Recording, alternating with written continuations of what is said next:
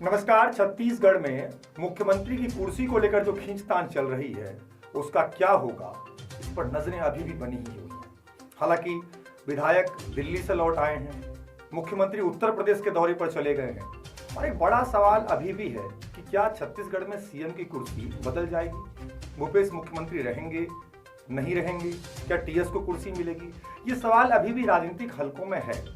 हालांकि उत्तर प्रदेश की घटना के बाद लखीमपुर को लेकर सबसे ज्यादा विवाद चल रहा है। कांग्रेस लगातार प्रदर्शन कर रही है। इस मसले पे थोड़ा सा गौर करते हैं कि ढाई साल का जो ये फॉर्मूला लगातार कांग्रेस के लिए एक नया सिरदर्द बना हुआ है। हालांकि पंजाब में जिस तरीके से नए मुख्यमंत्री की ताजपोशी हुई, उसके बाद सबकी नजरें इस बात पर टिकी हुई थी क्या छत्तीसगढ़ में यह सब कुछ होगा। इस बीच 28 सितंबर को फिर से अचानक से 10-12 विधायक दिल्ली पहुंच गए। फिर उसके बाद उनकी संख्या बढ़ती चली गई। मुख्यमंत्री इस बीच में लगातार दौरे करते रहे और उन सब के बीच ये सवाल फिर से गहराता रहा और गहरा ही रहा है, क्या छत्तीसगढ़ में मुख्यमंत्री की कुर्सी को लेकर अभी भी दाव पेच फंसा हुआ है, सियासी पेच फंसा हुआ है। राहुल गांधी के आने के कयास लगाए जा रहे थे, लेकिन राहुल गांधी अभी तक छत्तीसगढ़ नहीं आए हैं। क्या राहुल गांधी आएंगे तब इस मसले पर जो तय किया जाना है वो तय हो जाएगा? ये तमाम सवाल अभी भी छत्तीसगढ़ में कांग्रेस के साथ साथ पूरे लोगों के लिए भी एक माथापच्ची का सब्जेक्ट बना हुआ है। इन सब से इतर कल देर शाम कांग्रेस के विधायक एक फ्लाइट में वापस आए। 35 के आसपास विधायक थे। इन विधायकों के साथ विधायक बृहस्पति सिंह जब मीडिया से बातचीत करने लगे तो उन्होंने साफ तौर पर कहा कि सभी 70 एक साथ हैं। लेकिन सवाल यही है कि 70 जब एक साथ हैं तो दिल्ली दौरे की जरूरत क्यों पड़ रही है? क्या भूपेश शक्ति प्रदर्शन दिखाना चाह रहे हैं उनके समर्थक विधायकों के जरिए? कहीं ना कहीं इस मसले पर यह तो साफ है कि कुर्सी को लेकर खींचतान अंदर खानों में कांग्रेस में चल रही है। हालांकि विधायकों की वापसी हो गई है, कुछ विधायक अभी भी दिल्ली में हैं, जो हो सकता है कि कल आज वापस लौट आए। लेकिन इन सब के बीच कुर्सी को लेकर जो पेंच फंसा हुआ है उसने छत्तीसगढ़ के सियासी पारे को अभी भी गर्मा रखा है। इस बीच बीजेपी लगातार ये बयान दे रही है कि अगर कुर्सी को लेकर खींचतान मची हुई है तो उसे स्पष्ट कर देना चाहिए। हालांकि कांग्रेस के पास इसका पूरा जवाब है कि उसके तमाम विधायक एक साथ हैं। लेकिन इस बीच जिस तरीके से टीएस सिंहदेव बयान देते हैं, जिस तरीके से भूपेश बयान देते हैं, उससे यह तो साफ है कि दोनों के बीच कुछ ना कुछ इस मसले में जरूर फंसा हुआ है और जिस पर दोनों नजरें टिका रखें और दोनों को हाईकमान से यह आदेश है कि आप कुछ बोलिए मत। जी चलो जी, दिल्ली से लौटे कितने विधायक लौटे? देखिए अभी हमारे जो हैं हम लोगों के कुछ साथियों का और काम नहीं निपट पाया था जी, तो 10-12 विधायक तो रुके हुए हैं जो अपना काम निपटा के आएंगे जी। आज हम लोग 35 विधायक लगभग यहाँ वापस आ रहे हैं और हम सभी लोग अपने अपने निजी कामों से पहले भी जाते थे, अभी भी गए थे, आगे भी जाते रहेंगे। और हमारे छत्तीसगढ़ की 90 में से 70 हम कांग्रेस के बेले हैं और सभी के सभी राहुल गांधी, सोनिया गांधी और पुनिया जी के आदेश और मार्गदर्शन पर हम लोग काम करते हैं। कहीं से भी कोई दूर दूर तक बातें नहीं है और सब हम एक साथ हैं और एक साथ रहेंगे। आपने तो किसी से मुलाकात हुई? वहाँ पे मुलाकात भी करेंगे, इससे मुलाकात करेंगे, उससे मुलाकात किससे? देखिए अभी रात में ही हमारी पुनिया सर से बातें हुई है। उन्होंने कहा है कि अभी यूपी से हम आ रहे हैं सीधा छत्तीसगढ़, लेकिन कल अचानक घटना हो गई, आप सबको मालूम है। इसके लिए थोड़ा सा विलम्ब हो सकता है। पुनिया जी आएंगे, हम सबसे एक साथ हम लोग बैठ के बात भी करेंगे और छत्तीसगढ़ के बारे में रणनीति भी बनाएंगे। बात क्या है ऐसी? कोई भी ऐसी बात नहीं। आगे 2 साल जो हमारा बनना है, अभी 2 साल बचा है। पिछले हाथ भी 2 साल पहले हम लोगों ने शुरू किया था, अभी भी 2 साल पहले शुरू किया है। सभी कांग्रेस से एक साथ हाईकमान के आदेश पर हम लोग काम करते हैं। सभी 70 के 70 एक साथ हैं, एकजुट हैं, कहीं भी कोई बातें नहीं। वहीं से बयान है दिल्ली जाना पड़ा। अब देखना होगा ये विधायक लौट आए हैं तो क्या होगा। आपको फिर से बता दें कि 2018 में जब यह चुनाव हुआ था छत्तीसगढ़ में, उस समय बम्पर सीटों के साथ कांग्रेस जीती। 90 सीटों में से 67 सीटें कांग्रेस की झोली में आई।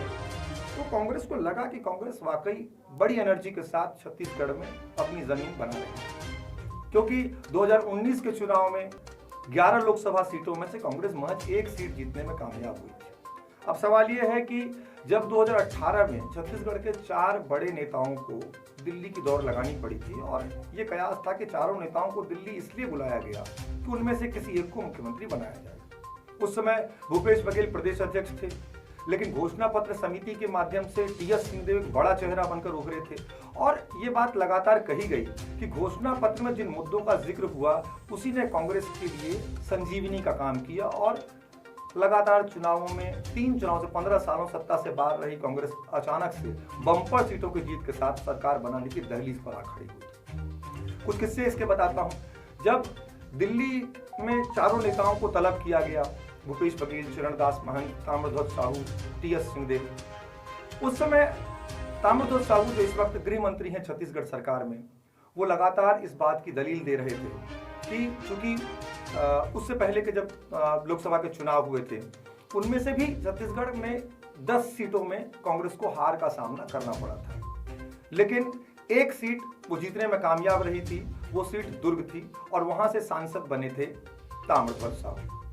तो ताम्रध्वज साहू की दलील साफ थी कि साहू समाज का एक बड़ा समर्थन उन्होंने कांग्रेस को दिलाया, इसलिए मुख्यमंत्री की कुर्सी पर उनका हक बनता है, हालांकि इसमें वो सफल नहीं हो पाए। दूसरे बड़े कद्दावर नेता चरणदास महंत थे, लेकिन उन्हें मनाने में, समझाने बुझाने में कांग्रेस कामयाब रही, आलाकमान कामयाब रहा और उसके बाद उन्हें छत्तीसगढ़ में विधानसभा अध्यक्ष की कुर्सी दे दी गई। अब सियासी पेंच टीएस सिंहदेव और भूपेश बघेल के बीच जो 2018 से फंसा वो अभी तक चला रहा है। अपने काम में लगी है, 50-50 में 2.5 साल के खेल में इतनी मशगूल है कि पूरे छत्तीसगढ़ की न कानून व्यवस्था उनसे संभल रहा है, न विकास संभल रहा है।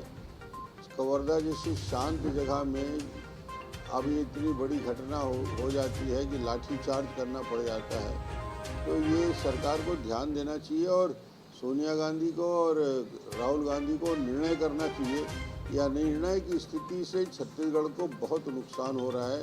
अलग अलग घटनाक्रम जितने हुए हैं कोई जवाबदार नहीं, पंडों के लगातार उनकी मौत हो रही है अलग अलग क्षेत्रों में और ऐसी डकैती हो रही है कि दिन दहाड़े वो चाहे धमतरी हो चाहे वो रायपुर के अंदर हो, जिस प्रकार की घटनाएं बढ़ रही है ऐसा लगता है कि सरकार नाम की चीज़ छत्तीसगढ़ में नहीं है।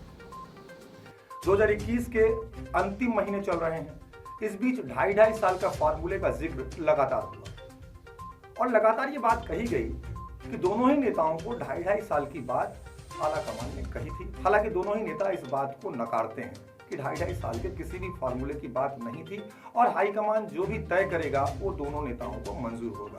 लेकिन एक समय जय वीरू की जोड़ी कही जाने वाली ये जोड़ी आज आमने सामने है। हालांकि खुलकर ये दोनों एक दूसरे के खिलाफ कुछ नहीं कहते हैं, लेकिन जिस तरीके से पंजाब, राजस्थान, मध्य प्रदेश, इन सब जगहों पर कांग्रेस के बड़े नेताओं के आपसी खींचतान का मसला सामने आया, उसने छत्तीसगढ़ को भी पीछे नहीं छोड़ा और जय वीरू की जोड़ी आज आमने सामने है।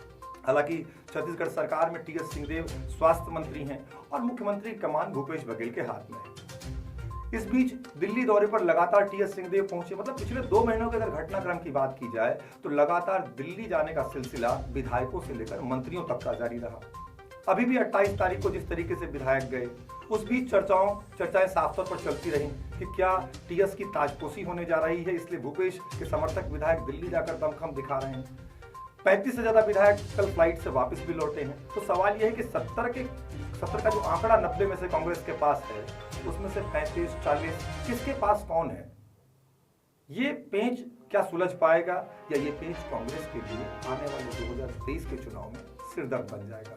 टाइम 8 में सीएम की कुर्सी को लेकर चल रहे इस खींचतान पर लगातार हमारा विश्लेषण जारी रहेगा। इससे जुड़े हुए पहलू पर आप भी अपने प्रश्न हमसे साझा कर सकते हैं। हम कोशिश करेंगे कि सियासी महकमे से उन प्रश्नों के उत्तर खोजे जाएं।